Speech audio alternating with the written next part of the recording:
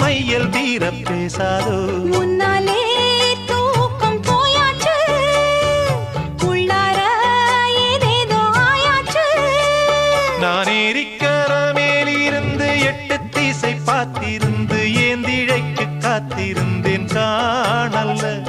மணி 7 8 ஆன பின்னும் ஊரடங்கி போன பின்னும் சோறு தண்ணி வேணும்னு தோணல்ல என் தெம்மாங்கு பாட்ட கேட்டு தெங்காத்து ஓடி